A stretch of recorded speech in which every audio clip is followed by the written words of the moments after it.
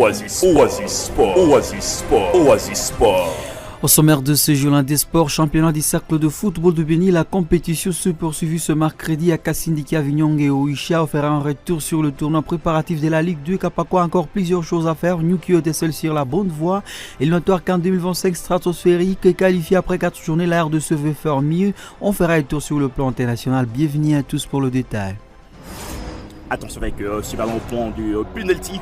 On pressionnant sur Petit Festival. Fente suivi d'un crochet magistral. Mbappé qui accélère. Il se cherche la fenêtre du tir peut-être. Mais c'est là ça comptait sur ces jaillissements de la défense adverse. Attention avec ses tacles autoritaires. Une faute en pleine surface de vérité. Il y aura bel et bien penalty. Penalty. L'arbitre qui va indiquer le point de pénalty. Et attention avec la couleur du carton. C'est le rouge.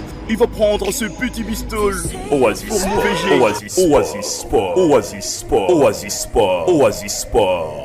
Je suis à votre service, mon nom est Rémi Assoumaïlu Le Perse. Le championnat du cercle de football de Béni s'est poursuivi ce mercredi 16 octobre avec 3 matchs disputés dans les territoires de Béni. À Oisha, le SOS Delta Force a réalisé nul face au Simongano, 1 contre 1 finish, tandis qu'à Kavinyongi, l'IS Soutier aux Orphelais et aux Demini, ISOD à Sigle a eu raison face au FC Kavinyongi, 1 contre 0 à Cassine de Loubiri, FC Afian et FC Volca se sont neutralisés dans un nul paritaire, 1 contre 1 finish. Cette compétition évoluera le 19 octobre prochain avec 7 matchs au programme à découvrir dans nos prochaines interventions. Au Grand Nord Kivu, sur initiative de la tente urbaine de football de Butembo, 3 des 4 clubs qui prendront part au championnat national de la 2e division pour la saison prochaine se sont affrontés dans un tournoi amical. Aussi pris part à ce tournoi, un club évolue au championnat local de Butembo. Le match se sont joués au stade des Catois. Ce tournoi a permis au club de jauger leur niveau de préparation avant l'entame de la compétition de la Ligue 2 pour les 3 clubs et de l'autre pour le championnat de la tente urbaine de football de Butembo. Après le match du lundi 14 octobre soldé par les succès du FC Maïria de Kahala décondre en face à Kapako et de Nyuki décondre en face à Etesel. MK du territoire de Lubero a pris la tête du classement final.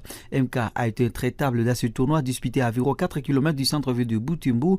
L'équipe du territoire de Lubero avait lancé sa campagne par une victoire des Bisons en face à Nyuki dans un match bien maîtrisé, un succès qui avait permis à cette équipe de tenir tête face au Etesel à deuxième journée contre en finish. À clôture de ce lundi, MK a pris le dessus sur Kapako des contre 1 pour confirmer sa suprématie face à ces 3 équipes qui représenteront les Grands Nord Kivu à la Ligue 2. Le compartiment de cette équipe possède des joueurs talentueux.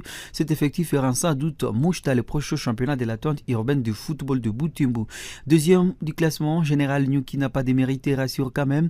À 3 matchs livrés, l'AS Nyuki qui avait d'abord son prêt face à MK a fini par retrouver ses forces et écraser Kapako 4 bisons en. Nyuki a alors enchaîné une courte mais précieuse victoire face au CETSL des contre 1 dans un match animé de part et d'autre. Après avoir perdu plusieurs de ses cartouches majeures et surtout artisans du bilan moyen réalisé la saison dernière à Ligue 2, les abeilles n'ont besoin que de la cohésion, la finition et un vrai portu pour mieux se comporter dans le championnat national de la 2e division.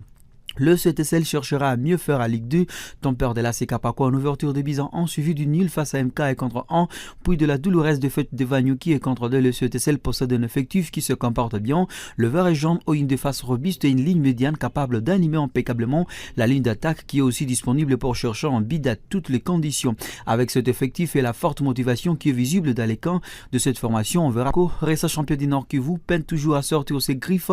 La Kapako de la ville de Béni qui jouera cette saison la Ligue 2 vraiment à perte de pédale dans le préparatif après avoir manqué ce périple d'Oisha où ils ont eu que 2-0 sur 4 matchs livrés. Les Mutuka Mundene quittent le tournoi préparatif de la Ligue 2 à Butembo. Le même produire, c'est là après ces différentes défaites face à Etesel, Nyuki et MK. Cette équipe qui bénéficiera ça de l'accompagnement des habitants de toute la région de Béni doit encore se renforcer en effectif avec des joueurs des qualités dans chaque compartiment. À part les problèmes de la finition qui se vit également dans cette équipe, le Vert Blanc doit rechercher également un milieu de terrain qui pourra bien animer sa ligne d'attaque et mener peut-être le jeu de cette équipe qui n'a pas répondu aux attentes des amateurs des ballons impressionné par sa participation à ces tournois. Butembo aura donc 3 clubs dans les prochains championnats nationaux de la 2e division zone Est-B.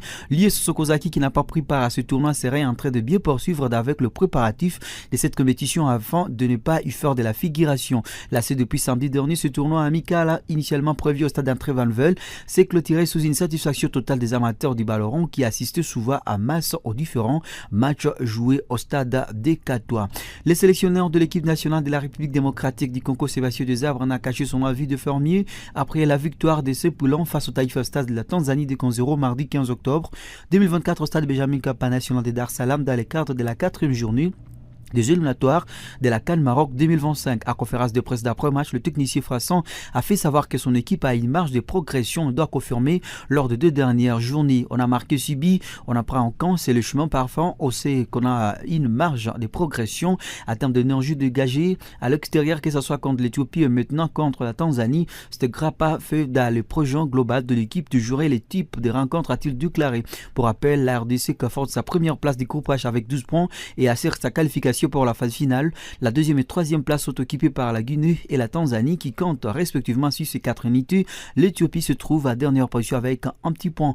Les 2 prochaines et dernières rencontres de Léopard sont prévues à mi-novembre, d'abord face aux Sili nationaux de la Guinée à Abidjan et puis contre le Walia de l'Éthiopie à Kinshasa. Edo Kayembe est dans les viseurs des Ipswich Town Football de l'Angleterre. C'est l'Africa Foot, une offre de près de 6 millions d'euros serrée prête à être soumise à Watford pour enrôler les joueurs de 26 ans, d'après la même source. Edo Kayembe aurait déjà été informé de la nouvelle approche des Ipswich Town qui veut corriger son début de saison afin d'éviter la relégation.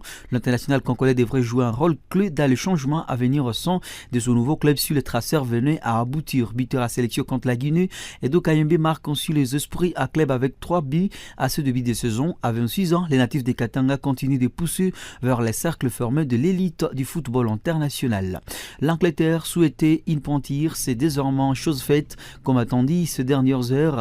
Thomas Tuchel a été nommé sélectionneur des Three Lions, proche de son pays d'accueil entre 2021 et 2022, dira son aventure à Chelsea avec qui il a remporté la Ligue des Champions. L'Allemand n'a pas hésité à accepter la proposition du dirigeant de la FA pour prendre les relais de l'intérimaire de Luis Carlick nommé après le départ de Gareth Southgate, l'ex-coach du Borussia Dortmund, du Paris Saint-Germain et du Bayern Munich, qui prendra ses fonctions à partir du 1er janvier, s'est engagé jusqu'à la prochaine Coupe du Monde aux États-Unis, au Canada et au Mexique. 6 jours après ce nil au Venezuela, contre 1, l'Argentine a corrigé la Bolivie, subi à 0 l'année dernière lors de la 10e journée des éliminatoires de la Coupe du Monde 2026 dans la zone CONMEBOL. Le grand bonhomme de cette partie, il s'agit bien de Lionel Messi, bien évidemment.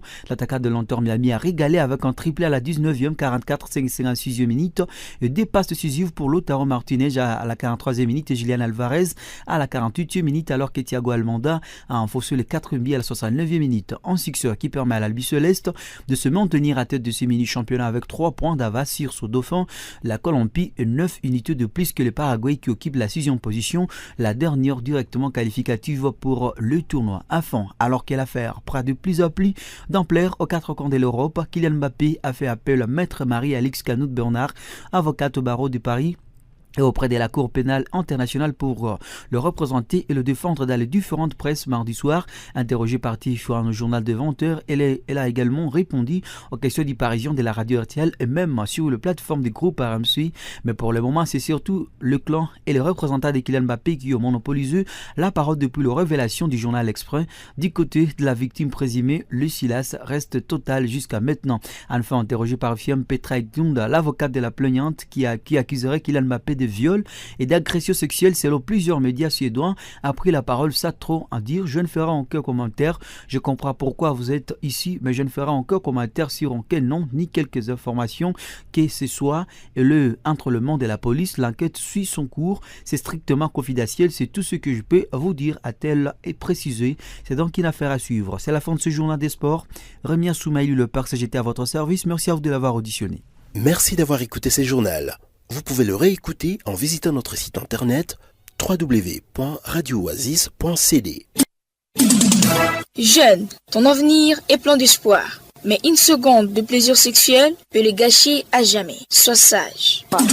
Sage.